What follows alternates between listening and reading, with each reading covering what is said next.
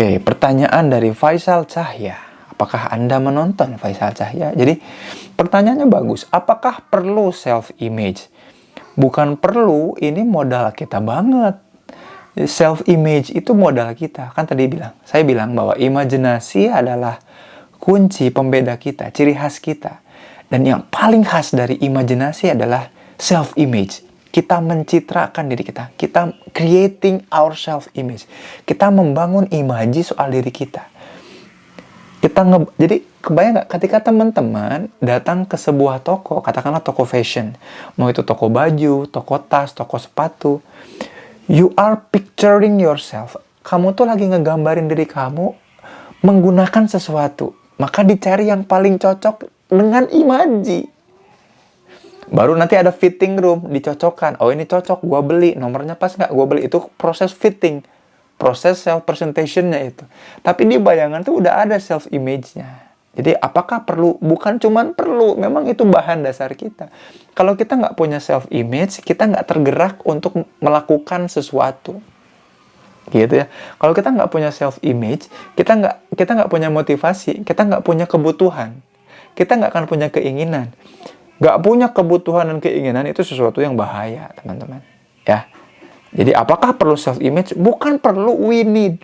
We are very need. Kita sangat butuh sama self-image ini. Selanjutnya adalah, apakah setiap kita sudah dianugerahi self-image atau memang harus dibangun? Sudah dianugerahi. We picture ourselves, dan apakah gambaran ini kita bangunnya itu memang sudah bawaan atau enggak? Sudah bawaan ternyata.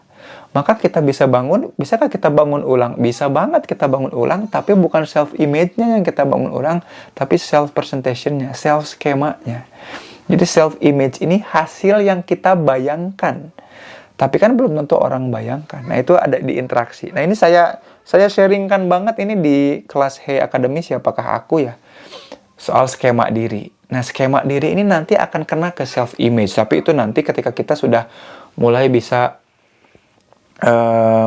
memahami atribut kita apa. Jadi, di kelas Hey Academy itu, saya punya kelas siapakah aku. Dapat atribut diri. Nah, lama-lama atribut diri ini kan harus dikomunikasikan sama orang lain. Sebagai gambaran-gambaran diri kita. Sebagai citra diri kita. Sebagai self-image kita. Nah, cara kita mengkomunikasikan si atribut diri ini yang 16 itu adalah dengan cara apa? Pikiran, lewat aku dan pikiranku. Perasaan, lewat aku dan perasaanku. Motivasi, ya lewat needs and motivation. Dan yang terakhir, lewat psikomotor. Lewat geraknya kita, lewat otot kita. Nah, nanti ketika sudah semua, paripurnanya adalah self-image. Gambaran diri kita, citra diri kita yang kita komunikasikan, baik lewat pikiran, perasaan, motivational, ya, dan juga psikomotor. Gitu. Jadi, apakah kita sudah dianugerahi? Yes. Tapi kita perlu make sure dan kita harus pastikan supaya kita fit sama dunia dan realitas di sekitar kita. Karena ini kan baru imaji, belum realitas. Imaji ini akan membuat kita satisfy, membuat kita puas, adekuat, homeostatis, sehat mental, seimbang. Kalau sudah kita wujudkan di kenyataan si image ini. Bukan cuma image, tapi sudah jadi reality. Mudah-mudahan paham ya. Kalau nggak paham ya memang bahasan saya, segmen saya soal self-talk ini memang pasti berat ya. Wajar. Nah kalau berat kan tinggal diet. Pertanyaan teman-teman yang mau nanya, tanyakan ya di kolom komentar ya. Please, kalau boleh. Terima kasih juga yang udah bertahan nih 30 orang. Yang kepencet mungkin ya, tapi kemudian memilih untuk bertahan, saya apresiasi banget. Thank you so much. Bagaimana menampilkan yang asli agar tidak terjebak yang gengsi? Wow, pertanyaannya bagus banget. Bagaimana menampilkan yang asli agar tidak terjebak gengsi? Ya, simple answer. Jawabannya sederhana. Tahu nggak diri yang asli yang kayak gimana? Harus tahu dulu. Caranya dengan ikut kelas di Hey Academy. Atau enggak Kang, aku udah tahu kok aku yang itu. Oke, kalau gitu kenapa masih ada gengsi? Karena aku yang sudah diketahui itu sudah jadi bahasa komunikasi kita ke orang lain. Harusnya nggak tertutup lagi gengsi. Kan gengsi itu ketika kita, jadi ini harus paham dulu ya, bahwa gengsi itu adalah ketika kita berusaha untuk mempertahankan sesuatu yang kita yakini benar walaupun itu tampak salah. Itu namanya gengsi. Walaupun sebenarnya kita ragu. Jadi gengsi itu karena kita ragu, tapi sudah terlanjur kita ungkapkan, enggan untuk malu dan dipermalukan, kita tetap pada hal itu. Itu gengsi. Kenapa kok bisa gengsi? Karena pada akhirnya kita tahu bahwa itu salah. Dan artinya kita tidak mengenal diri dong. Kan tadinya ngira bener, ternyata salah, gengsi. Nah, artinya nggak mengenal diri. Makanya cara kita menampilkan yang asli adalah memang dengan mengetahui yang asli. Reza Fernanda, saya merasa semua orang sempurna. Dan saya sendiri merasa diri saya jelek. Bagaimana mengatasi rasa minder itu? Oke. Ya karena citra dirinya, self-image-nya, menganggap diri. Jadi ketika kita membayangkan diri kita, maka karakter kita itu selalu karakter yang ugly. Yang jeleknya. Oke. Dan karakter itu yang lebih menonjol. Dari segi apa? Dari segi sesuatu yang paling tidak sempurna. Oke, kalau gitu, dibalik cara pikirnya, dibalik cara kita creating ourselves in certain situation-nya. Jadi kalau in certain situation, dalam situasi tertentu kita berpikir bahwa kita jelek, maka kita ubah cara berpikir kita, yaitu oke, di situasi ini, apa yang bisa saya lakukan untuk orang lain yang membuat saya bisa menerima diri saya. Itu yang dibalik. Ya. Jadi rasa minder itu karena ngerasa tidak punya apa-apa. Kalau gitu, sedekah biasakan. Jadi, gue bisa ngasih apa? Jadi bukan karena gue ngerasa punya, ya, tapi gue kira-kira bisa ngasih apa. Gue jelek nih dibanding yang lain yang sempurna, tapi gue bisa ngasih apa deh sebagai tambalan dibandingkan orang-orang yang sempurna ini. Dengan itu kita akan merasa lebih baik dan minder ini akan lebih teratasi. Hai Sylvia, apa kabar? Kang berarti mungkin insecure karena keluarga broken home. Jadi mudah tersinggung karena dikomentarin keluarga. Mungkin ya insecure karena keluarga broken home. Sylvia, kita harus samakan persepsi dulu soal broken home ya. Saya udah bahas videonya jelas banget di YouTube, judulnya Broken Home, dan ngomongin juga secure insecure di situ ya. Dan kalau pertanyaannya, apakah citra diri self-image ini ada hubungannya sama broken home? Jawabannya enggak. Jadi citra diri kita tuh enggak ada pengaruhnya sama insekuritas. Bukan. Tapi justru citra diri ini yang membangun insekuritas. Tapi kalau yang dimaksud insecurity ini karena attachment, karena broken home, itu beda bahasan. Jadi si self-image ini memang bawaan lahir kita. Bukan karena interaksi kita sama orang tua. Bukan. Beda. Ya, cara menyikapinya, nah ini pastikan dulu kita sama istilah broken home-nya di satu persepsi, cek dulu video YouTube yang soal broken home. Ini beda lagi, jadi insecurity yang didapat dari self-image ini ya karena memang kita membangun bayangan yang tidak sesuai dengan realitas kita. Gitu, kita membangun bayangan yang tidak sesuai dengan realitas kita. Bukan karena orang lain yang membuat kita tidak mendapatkan sesuatu dari situ, itu beda banget. Gitu ya, Sylvia. Zainita. Nama gue itu, Zainita. Hanapi, Kang perlu nggak ukuran dalam melakukan self-image? Pernah nggak kita ngukur sebuah image? Pernah nggak kita ngukur bayangan kita? Enggak. Makanya bayangan kita, image kita tentang sesuatu, our imagination about something is limitless, infinite, and has no boundaries. Nggak ada batasnya. Gitu. Yang membatasi itu realitas, Hanapi. Maka yang perlu kau lakukan adalah expand yourself. Ya. Jadi bukan mengkerdilkan imajinasi, bro. Tapi naikin level realitasnya. Ya pasti kecewa lah. Setiap ada gap itu kan pasti kecewa. Makanya yang dilakukan tuh naikkan level realitas kita supaya kita kejar imajinasinya. Maka tadi kan saya bilang di awal bahwa yang membuat imajinasi kita hilang. Jadi imajinasi ini nggak pernah meningkat. Tapi imajinasi kita menghilang gara-gara pikiran realitas ini. Kayaknya nggak mungkin deh. Ini orang lain bilang enggak deh. Orang lain bilang gini deh. Itu yang menurunkan imajinasi kita. Jadi imajinasi kita tuh dikasih modelnya sama, 100. Tapi ada orang-orang yang mempertahankan imajinasinya dan berusaha bersikukuh ngejar imajinasinya itu dan mewujudkan realitasnya supaya semakin mirip sama imajinasinya. Tapi ada orang-orang yang, ya adalah gue mah realistis aja deh, oke, nurunin. Yang asalnya nilai imajinasinya sama-sama 100, turun. Jadi imajinasi itu nggak bisa naik, imajinasi itu bisa turun. Jadi, nggak ada orang yang nggak punya imajinasi, nggak ada manusia yang nggak punya imajinasi. Yang ada itu manusia yang turun imajinasinya, hilang imajinasinya, karena realitasnya tidak dia cukupkan usahanya untuk ngejar imajinasinya itu. Gitu Hanafi. Aku kayak yang teriak-teriak nih, mungkin tetangga kedengar nggak ya? Halo Uni, ketika kenyataan tidak sesuai kenyataan, namanya halusinasi, berarti membuat kita menciptakan dunia imajinasi sendiri yang sempurna. Yang nggak salah, berimajinasi itu nggak salah. Yang salah itu nggak diwujudkan dan sibuk sendiri. Jadi tadi sesuatu yang ingin kita wujudkan hanya berada dalam pikiran dan diulang-ulang terbayang tanpa bisa kita kontrol, jadinya delusi dan gila. Tapi kalau imajinasi ini nganterin kita ke obsesi yang ini butuh nih, harus gua kejar, harus gua wujudkan. Kalau nggak diwujudkan itu yang salah. Yang salah tuh yang mimpi yang tidak diwujudkan, your imagination, dan itu nggak jadi reality. Itu yang salah, tuh yang kayak gitu. Menghadapi orang-orang yang mengenal dirinya, yang nggak mengenal dirinya dan nggak gengsian. Nggak usah mikirin orang lain. Yang penting tuh kita kenal diri kita enggak dan gengsian enggak. Udah cukup. Saya besok mau upload video soal itu ya. Bagaimana menghadapi orang lain, merubah orang lain. Nggak usah kita pikirin men yang kayak gitu. Fokus ke kita aja sih. Si Ungkring. Kamu gimana? Kamu gengsian nggak? Kenal diri nggak? Jadi contoh aja dulu di situ. Nggak usah mikirin orang lain. Jadinya kebawaannya kita ngejudge orang lain. Lu nggak kenal diri lo. Gengsi sih lo. Nah, gara-gara itu kita jadi ngejudge orang lain. Fokus aja ke kita, apa yang bisa kita lakukan, fokus di situ. Fokus ke hal-hal yang bisa kita kontrol. Ternyata di akun Hey juga ternyata bisa nyampe di atas 30-an ya yang nonton ya. Mungkin agak kepencet juga kali ya.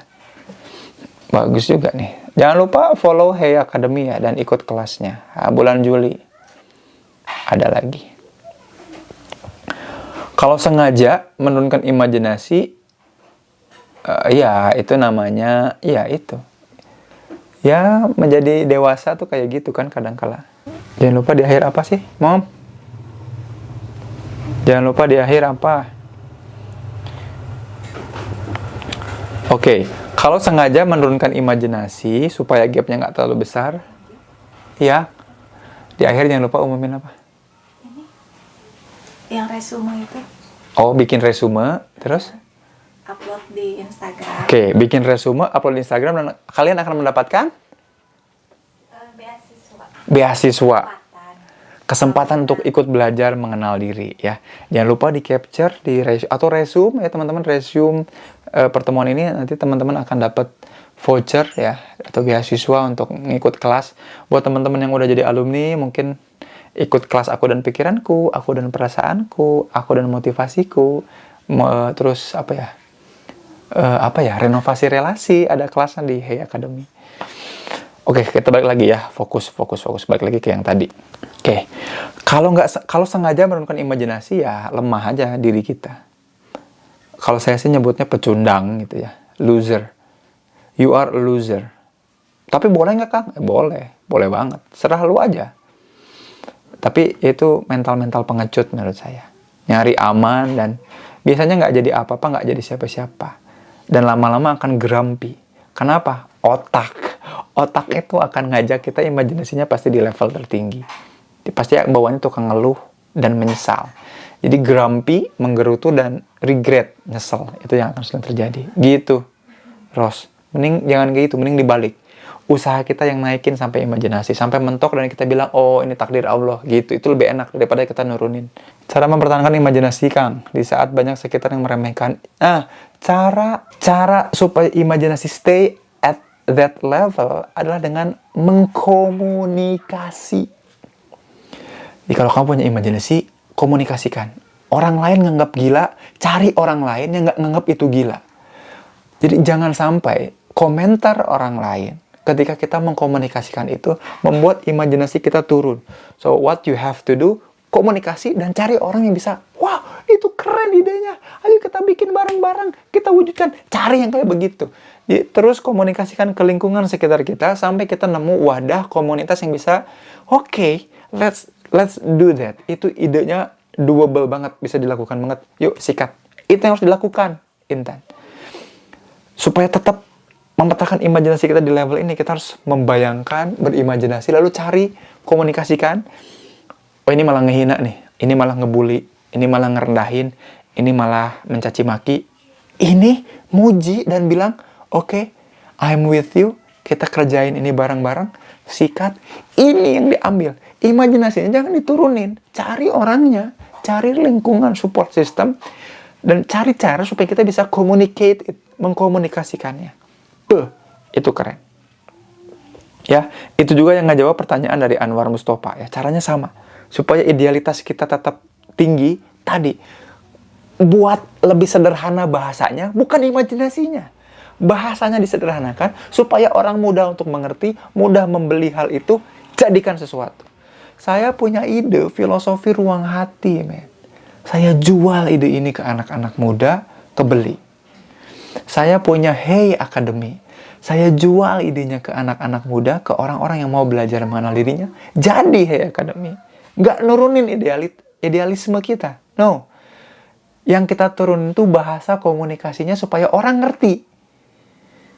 Dan nurunin bahasa komunikasi itu berarti bukan nurunin. Tapi kita lagi advancing our imagination. Mantap itu. Cakep. Apakah suatu kesalahan yang tidak termaafkan sudah menjadi image yang buruk? Iya, harus dibenahi. Betul. Kang, maaf kalau udah ditanyain. Self-image udah oke, tapi diri yang aktual itu masih jauh. Iya, deketin, jangan sampai nggak jauh-jauh amat. Sampai deket, ya. Gitu. Motivasi naik turun, pertahankan. Nanti ikut kelas aku dan motivasiku ya, Ayu Hazarina. Pengen ikutan kelas Hey Academy, Kang? Yang mana? Yang siapakah aku? Yang aku perasaanku, aku pikiranku. Makanya resume aja, jangan lupa mention Hey Academy dan Zain Permana. Nanti akan mudah-mudahan kalau menang dapat beasiswanya kan.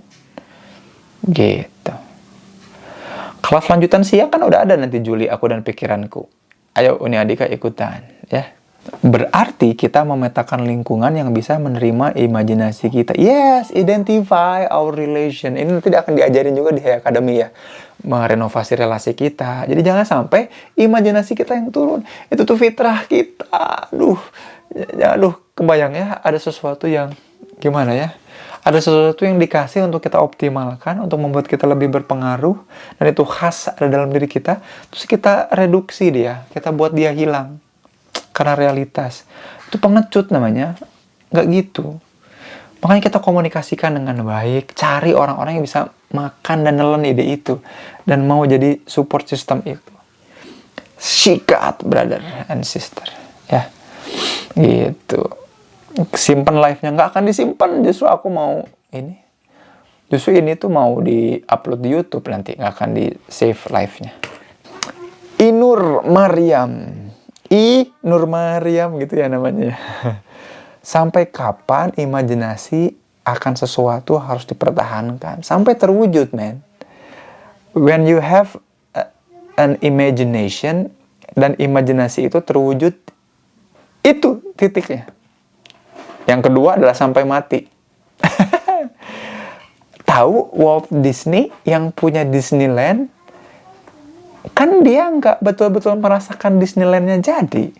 Disneyland-nya itu masih ada di pikiran dia, keburu meninggal kan sebelum dia jadi.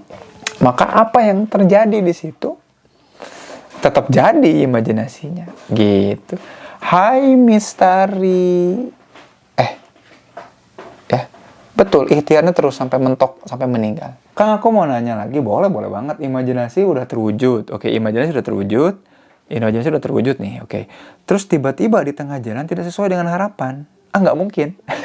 Nggak mungkin. Nggak mungkin imajinasinya berubah. Ya, nggak mungkin imajinasinya berubah. Harapan itu akan menyesuaikan sama imajinasi. Jadi kalau imajinasinya, saya ulangi lagi ya, pelan-pelan banget. Harapan itu akan menyesuaikan sama imajinasi dengan gambaran kita. Kalau imajinasinya udah terwujud, ya harapan yang mengikuti. Nggak mungkin nggak sesuai harapan. Nah, kalau ternyata ada sesuatu yang salah di tengah, bukan karena bukan karena apa namanya, bukan karena harapannya atau imajinasinya ya, karena realitasnya dinaikin aja, jebret. Jadi nggak bisa dilepasin. Image itu harus jadi gini. Bayang nggak kalau kita punya satu file yang pengen kita print, men. Filenya udah jelas, pas di print, loh kok kayak begini? Bayangin nggak sesuai imajinasi, otomatis nggak sesuai harapan. Kebayang nggak kita punya file ini mau di print, pas hasilnya printannya keluar, loh kok nggak sesuai sama yang dibayangkan, sama yang di file? Apa yang harus dilakukan? Ya print ulang. Jangan diganti imajinasinya. Yang salah yang mana? Realitasnya. Bukan harapannya, bukan imajinasinya. Karena harapan tuh biasanya mengikuti imajinasi. Printernya, bisa jadi printernya harus kita ganti. Artinya usaha kita yang harus kita ganti. Atau memang kita harus kekeh sama imajinasi itu. Gitu. Ya, betul. Imajinasi yang terus-terusan bertahan di kepala kita akan jadi obsesi. Obsesi ini satu sifatnya, membuat kita haus untuk diwujudkan. Kalau obsesi itu muatannya negatif. Obsesinya muatannya positif, jadi positif, Anwar. Impian, ya sama, impian itu produk dari imajinasi, kan impian, dreams. Salah satu cara untuk bisa mewujudkan dreams adalah dengan wake up, ngebangun. Mewujudkan impian adalah dengan bangun, sama aja. Beda istilah doang. Sama aja konsepnya, cuman beda istilah aja. Gitu.